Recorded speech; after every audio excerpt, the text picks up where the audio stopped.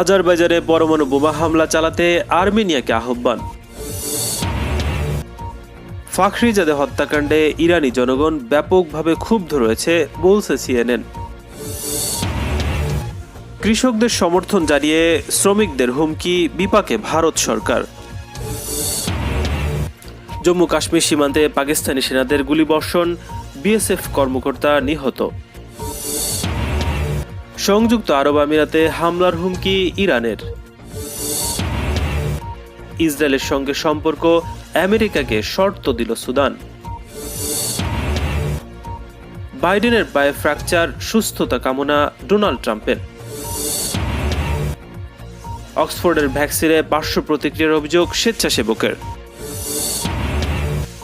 এবং 24 ঘন্টার মধ্যে উপসাগরীয় সংকটের সমাধান সম্ভব বলছে সৌদি আরব। আপডেট আন্তর্জাতিক সংবাদ পেতে চ্যানেলটি সাবস্ক্রাইব করে বেল আইকনে ক্লিক করুন। আমাদের ভিডিওতে লাইক দিয়ে আপনার মতামত জানান। আজারবাইজানের ভূখণ্ড ও দেশটির নাগরিকদের ওপর নিষিদ্ধ পরমাণু বোমা হামলা চালাতে আর্মেনিয়াকে আহ্বান করেছে যুক্তরাষ্ট্র থেকে প্রকাশ হওয়া ইয়েরেভেনের একটি সংবাদ মাধ্যম। সংবাদপত্রটির মতামতের একটি অংশে স্টেপান আলতোনিয়ান আর্মেনিয়ার সরকারকে যে কোনো পারমাণবিক অস্ত্রের মাধ্যমে আজারবাইজানের রাজধানী বাকুতে হামলা চালাতে আহ্বান জানিয়েছেন, যাতে পরবর্তী 5000 বছর বর্জ্যভূমিতে পরিণত হয় রাজধানীটি। আলাতুনিয়ান লেখেন, 10 নভেম্বর বিরোধীয় নাগার্নো কারাবাখ অঞ্চল নিয়ে আজারবাইজানের কাছে আত্মসমর্পণ করেছে আর্মেনিয়া। আমি সম্ভবত সব আর্মেনীয়রা বিধ্বস্ত হয়ে পড়ছিলাম, তবে আর্মেনিয়া আজারিদের কাছে হেরে গেছে এমন সংবাদ শুনে অগত্য অবাক হয়নি। 27 সেপ্টেম্বর থেকে 6 সপ্তাহ চলা যুদ্ধে বিরোধী অঞ্চল আজারবাইজানের কাছে পুনরায় চুক্তির মাধ্যমে হস্তান্তর করে আর্মেনিয়া। এই অঞ্চলটি আন্তর্জাতিকভাবে আজারবাইজানের ভূখণ্ড হিসেবে স্বীকৃত। আর্মেনিয়ার মিডিয়া গ্রুপ আসবারেজের অনুমোদিত এবং প্রকাশিত বিতর্কিত অংশটিতে আলাতুনিয়ান জিজ্ঞাসা করেছিলেন পারমাণবিক বিকল্পটি কোথায় ছিল। তিনি লেখেন, মেডজামো থেকে কেন পারমাণবিক বর্জ্য নেবেন না এবং খারাপ বোমা তৈরি করবেন। তিনি ভিত্তিহীনভাবে দাবি করেন, দয়া করে আমাকে ব্যাপক ধ্বংসের অস্ত্র সম্পর্কে বলবেন না, যখন তুর্কি এবং আজারিরা কারো কাছ থেকে কোনো চাপ ছাড়াই বেসামরিক লোকদের বিরুদ্ধে এগুলো ব্যবহার করেছিল। দুই সেই খেলা খেলতে পারে এবং আমাদের উচিত, আমরা যদি বাকুকে পরবর্তী 5000 বছর তেজস্ক্রিয় জঞ্জাল ভূমিতে পরিণত করতে পারি, তাহলে এটি তাদের দুইবার ভাবতে বাধ্য করবে। যখন সরকার ও জাতিসংঘ কর্তৃক বোমা নিষিদ্ধ,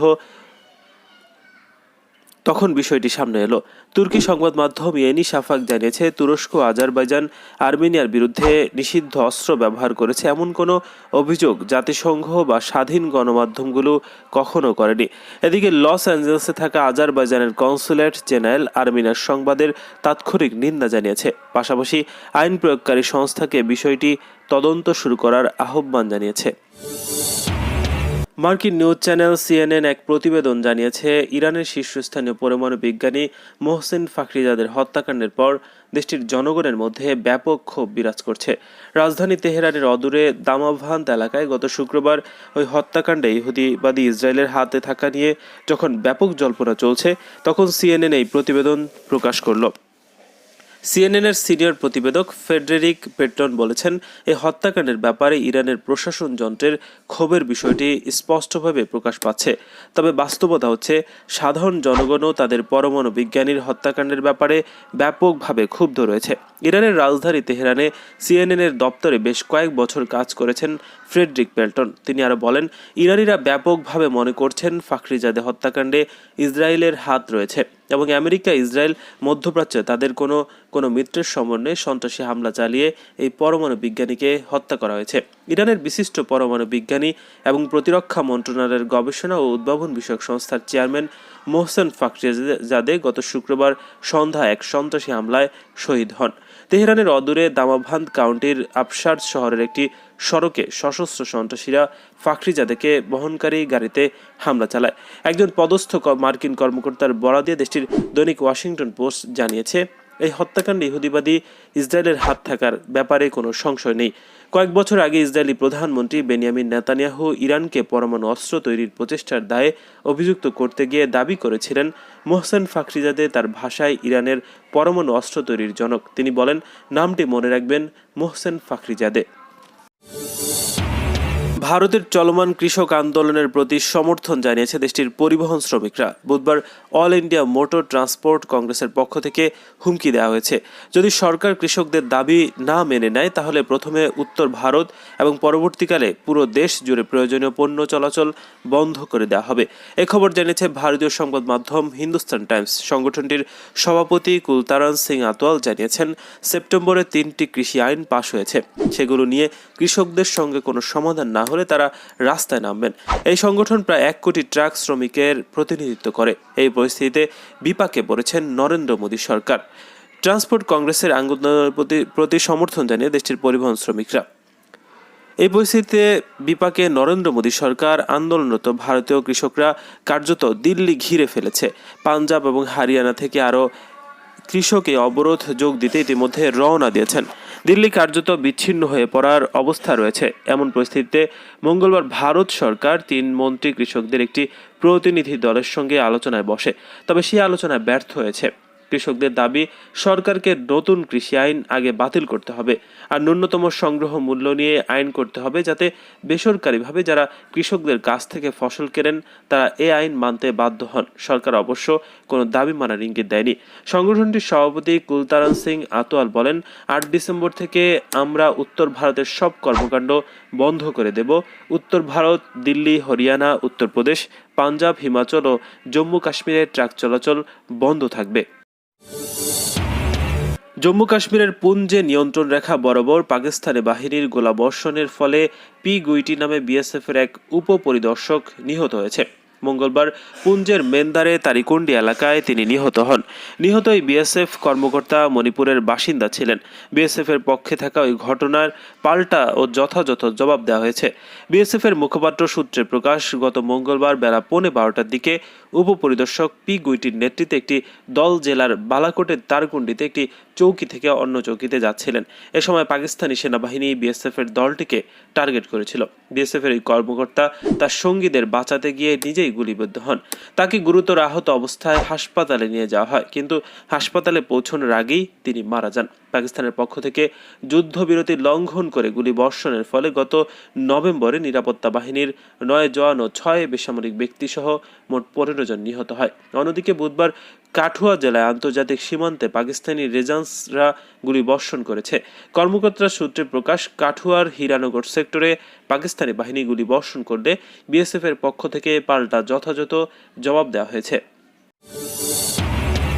সংযুক্ত আরব আমিরাতের হামলার হুমকি দিয়েছে ইরান। আবুধাবির যুবরাজ ও আমিরাতের ডি ফ্যাক্টো শাসক মোহাম্মদ বিন জায়েদের সঙ্গে সরাসরি যোগাযোগ করে এ ব্যাপারে নিজ দেশের অবস্থান জানিয়ে দিয়েছে তেহরান। গত সপ্তাহে এমবিজেড এর সঙ্গে ইরানি কর্তৃপক্ষের যোগাযোগ হয়েছে বলে জানিয়েছে সংবাদ মাধ্যম মিডল ইস্ট আই। আমিরাতের উচ্চ পর্যায়ের একটি সূত্র মিডল ইস্ট আইকে জানিয়েছে, যুক্তরাষ্ট্র ইরানে হামলা করলে তার পাল্টা ব্যবস্থা হিসেবে আমিরাতে হামলা চালাবে তেহরান। দেশের পরমাণু কর্মসূচির স্থপতি মোহসেন ফাখরিজাদে হত্যাকাণ্ডের পর থেকে এমনিতেই উচ্চ সতর্ক অবস্থায় রয়েছে ইরান। এর মধ্যে ইরাক সিরিয়া সীমান্তে বিমান হামলা চালিয়ে দেশটির একজন কমান্ডারকে হত্যা করা হয়। ইসরায়েলি গোয়েন্দা সূত্রের বরাত দিয়ে যুক্তরাষ্ট্রের প্রভাবশালী সংবাদ মাধ্যম নিউ ইয়র্ক টাইমস জানিয়েছে, ফাখরিজাদেকে হত্যাকাণ্ডের পর এবার মার্কিন হামলার আশঙ্কা করছে ইরান। দেশটির শঙ্কা 20 জানুয়ারি মেয়াদ শেষের আগেই ইরানে হামলা চালাতে পারে ট্রাম্প প্রশাসন। সূত্রের বরাত দিয়ে মিডল ইস্ট আই জানিয়েছে, ইরানের কাছ থেকে সরাসরি হুমকি পেয়েছেন এমবিজেড। এক্ষেত্রে কোনো প্রক্সি ব্যবহার করা হয়নি। ইরান এমবিজেডকে সাফ জানিয়ে দিয়েছেন, ফাখরিজাদে হত্যাকাণ্ডের জন্য আমরা আপনাকে দায়ী করব। ইরান থেকে আমিরাতের দূরত্ব মাত্র 70 কিলোমিটার। দীর্ঘদিনের অবস্থানের বদল ঘটিয়ে 2020 সালের সেপ্টেম্বরে যুক্তরাষ্ট্রের মধ্যস্থতা ইসরায়েলের সঙ্গে সম্পর্ক স্থাপন করে আমিরাত। এই ঘটনায় ক্ষুব্ধ হয় তুরস্ক ও ইরানের মতো দেশগুলো। দেশের শীর্ষ পরমাণু বিজ্ঞানী মোহসেন ফাখরিজাদে হত্যাকাণ্ডের জন্য ইসরায়েলকে দায়ী করে তেহরান। ইহুদিবাদী ইসরায়েলের সঙ্গে সম্পর্ক স্বাভাবিক করার ব্যাপারে আমেরিকাকে আল্টিমেটাম এবং একই সঙ্গে শর্ত দিয়েছে সুদান। সুদানের অন্তর্বর্তী সরকার এবং সার্বভৌমত্ব কাউন্সিলের chairman lieutenant general Abdul Fattah al Burhan গতকাল মার্কিন পররাষ্ট্রমন্ত্রী মাইক পম্পেওর সঙ্গে এক টেলিফোন আলাপে চূড়ান্ত সময়সীমা বেঁধে দিয়েছেন। তিনি পম্পেওকে বলেছেন, চলতি ডিসেম্বর মাসের শেষ নাগাদ যদি মার্কিন কংগ্রেস সুদানকে কথিত সন্ত্রাসবাদে পৃষ্ঠপোষকতা দেওয়ার অভিযোগ থেকে মুক্তি দিয়ে আইন পাশ না করে, তাহলে খার্তুম তেল আবিবের সঙ্গে সম্পর্ক স্বাভাবিক করার প্রক্রিয়া স্থগিত রাখবে। মার্কিন দৈনিক নিউ ইয়র্ক টাইমস খবর জানিয়েছে, বলছে টেলিফোন আলাপে মার্কিন পররাষ্ট্রমন্ত্রী এই প্রতিশ্রুতি দিয়েছেন যে আগামী কয়েক সপ্তাহের মধ্যে কংগ্রেস এ সংক্রান্ত প্রস্তাব পাশ হবে। খবরে বলা হয়েছে, ডিসেম্বরের শেষ হওয়ার আগেই ট্রাম্প প্রশাসন ইসরায়েলের সঙ্গে সুদানের সম্পর্ক স্বাভাবিক করার চুক্তি স্বাক্ষরের অনুষ্ঠান হোয়াইট হাউসে আয়োজন করতে চায়। কিন্তু মার্কিন কংগ্রেসে সুদানের কাঙ্ক্ষিত আইন অনুমোদন নিয়ে মতবিরোধ রয়েছে। রবার্ট বেন্ডেজ ও চাক গুমেরের মতো ডেমোক্রেট সিনেটররা ইসরায়েলের সঙ্গে সুদানের সম্পর্ক স্বাভাবিক করতে চান, কিন্তু 2001 সালের 11 সেপ্টেম্বর সন্ত্রাসী হামলায় আল কায়দাকে সহযোগিতা করার কারণে তারা সুদানকে সন্ত্রাসবাদে পৃষ্ঠপোষকতা দেওয়ার অভিযোগ থেকে মুক্তি দেওয়ার বিরোধী। এই অবস্থায় মার্কিন কংগ্রেসে রাতারাতি সুদানকে এ ধরনের অভিযোগ থেকে মুক্তি দেওয়ার আইন পাশ করা কঠিন। এদিকে সাম্প্রতিক নির্বাচনে পরাজিত মার্কিন প্রেসিডেন্ট ডোনাল্ড ট্রাম্পের হাতে সংক্রান্ত আইন পাশ করিয়ে নেয়ার সময়ও দ্রুত ফুরিয়ে যাচ্ছে। এই অবস্থায় সুদানের অন্তর্বর্তী সরকারের পক্ষে ধরনের আইনি সুরক্ষা ছাড়া ইসরায়েলের সঙ্গে সম্পর্ক স্বাভাবিক করা কঠিন হয়ে পড়বে বলে বিশ্লেষকরা মনে করছেন। পোষা কুকুরের সঙ্গে খেলতে গিয়ে শনিবার দুর্ঘটনার শিকার হয়েছেন যুক্তরাষ্ট্রের নির্বাচিত প্রেসিডেন্ট জো বাইডেন। পিছলে পড়ে যাওয়ার কারণে তার এক পায়ের পাতার মাঝের অংশে ফ্র্যাকচার ধরা পড়েছে। বিদায়ী প্রেসিডেন্ট ডোনাল্ড ট্রাম্প বাইডেনের সুস্থতা কামনা করেছেন। বাইডেনের চিকিৎসকদের বরাত দিয়ে মার্কিন সম্প্রচার মাধ্যম CNN জানিয়েছে, আগামী কয়েক সপ্তাহ বাইডেনকে ওয়াকিং বুটের সাহায্য নিয়ে হাঁটতে হতে পারে। বাইডেনের পোষা কুকুরের নাম মেজর। রোববার নির্বাচিত প্রেসিডেন্টের অফিস থেকে ঘোষণা দেওয়া হয় যে কুকুরের সঙ্গে খেলতে গিয়ে পায়ে আঘাত পেয়েছেন বাইডেন, তাই তিনি একজন অর্থোপেডিস্টের শরণাপন্ন হতে যাচ্ছেন। ডক্টর কেভিন ও কনর শনিবার বলেছেন, পড়ে গিয়ে বাইডেন পা মচকে ফেলেছেন। এক্স-রে পরীক্ষায় তার পায়ের পাতায় হাড়ে চুল পরিমাণ ফাটল ধরা পড়েছে, তবে তা গুরুতর নয়। আগামী কয়েক সপ্তাহ ধরে তাকে বিশেষ বুট পরে থাকতে হবে। এই ঘটনা যেন ওই দিন সন্ধ্যায় প্রেসিডেন্ট ডোনাল্ড ট্রাম্প টুইট করে বাইডেনের সুস্থতা কামনা করে লিখেছেন, দ্রুত সুস্থ হয়ে উঠুন। গত 20 নভেম্বর জো বাইডেন তার 78তম জন্মদিন পালন করেছেন। যুক্তরাষ্ট্রের ইতিহাসে তিনি হতে যাচ্ছেন সবচেয়ে প্রবীণতম প্রেসিডেন্ট। অক্সফোর্ড বিশ্ববিদ্যালয়ের উদ্ভাবিত করোনা ভাইরাস ভ্যাকসিন গুরুতর পার্শ্ব প্রতিক্রিয়া থাকার দাবি করেছে ভারতের এক স্বেচ্ছাসেবক। দেশটিতে এই ভ্যাকসিন তৈরি করেছে সেরাম ইনস্টিটিউট অব ইন্ডিয়া। ভারতীয় পরীক্ষায় অংশ নেওয়া এই স্বেচ্ছাসেবকের স্ত্রী দাবি করেছেন, পার্শ্ব প্রতিক্রিয়ার কারণে তার স্বামীর স্মৃতিশক্তি নষ্ট হওয়ার পাশাপাশি আচরণেও পরিবর্তন এনেছে। তবে অভিযোগটি খতিয়ে দেখার পরও ভারতে এই পরীক্ষা বন্ধ রাখার কোনো কারণ খুঁজে পায়নি ভারতের নিয়ন্ত্রণ সংস্থা। ভারতে এই পরীক্ষা অব্যাহত থাকবে বলে জানিয়েছে SIR data and safety monitoring board and ethics committee. ভারতীয় সম্প্রচার মাধ্যম NDTVর প্রতিবেদন থেকে এ তথ্য জানা গেছে। পার্শ্ব প্রতিক্রিয়ার অভিযোগ তোলা ওই ব্যক্তিকে গত 1 অক্টোবর ভ্যাকসিনের প্রথম ডোজ প্রয়োগ করা হয়। 40 বছর বয়সী ওই মার্কেটিং পেশাজীবীর স্ত্রীর দাবি, চূড়ান্ত ধাপের পরীক্ষার প্রথম ডোজ গ্রহণের পর সাধারণ কাজেও ভুল করতে থাকেন তার স্বামী। এর জেরে একটি আমেরিকান প্রজেক্টের কাজও হাতছাড়া হয়ে যায় তার। ভ্যাকসিন উদ্ভাবকের কাছে 5 কোটি রুপি ক্ষতিপূরণ দাবি করেন তিনি। এই অভিযোগের পেছনে আর্থিক বা অন্য কোনো অসৎ উদ্দেশ্য নেই বলে দাবি করেন তিনি। ওই নারী বলেন, আমাদের মূল দাবি হলো মানুষকে এই বিষয়ে সচেতনতা করা। ভারতে এই ভ্যাকসিনকে একটি বিকল্প আখ্যা দেওয়া হচ্ছে। আমরা চুপ থাকতে পারি না। আমরা আমাদের নীরবতাকে বিক্রি করতে পারতাম, কিন্তু তাদের কেবল নোটিশ পাঠিয়ে দিয়ে কিছু লাভবান হতে পারতাম, কিন্তু আমাদের মন বলছে যে এটা করা উচিত নয়। অভিযোগ ওঠার পর ভারতের স্বাস্থ্য মন্ত্রণালয় জানায়, পরীক্ষাধীন সব বিষয়ে সম্মতি পত্রে স্বাক্ষর নেওয়া হয়। আর বিভিন্ন স্থানে পরীক্ষা চালাতে হয়। প্রতিটি স্থানে একটি করে নৈতিকতা কমিটি রয়েছে। এই কমিটি সরকার বা উৎপাদকের ক্ষেত্রে স্বাধীন। ক্লিনিক্যাল ট্রায়ালের ক্ষেত্রে কোনো বিপরীত পার্শ্ব প্রতিক্রিয়া হতে পারে। নৈতিকতা কমিটি অভিযোগটি আমলে নেবে আর 30 দিনের মধ্যে ভারতের ড্রাগস কন্ট্রোলার জেনারেলের কাছে প্রতিবেদন দেবে। কাতার উপসাগরীয় দেশগুলোর মধ্যকার বিরোধ 24 ঘন্টার মধ্যে অবসান হতে পারে। মঙ্গলবার জাতিসংঘে নিযুক্ত সৌদি আরবের স্থায়ী প্রতিনিধি আবদুল্লাহ বিন ইয়াহিয়া আল মুয়াল্লিমে কথা বলেছেন। মধ্যপ্রাচ্য বিষয়ক সংবাদ মাধ্যম মিডল ইস্ট মনিটর এ খবর জানিয়েছে।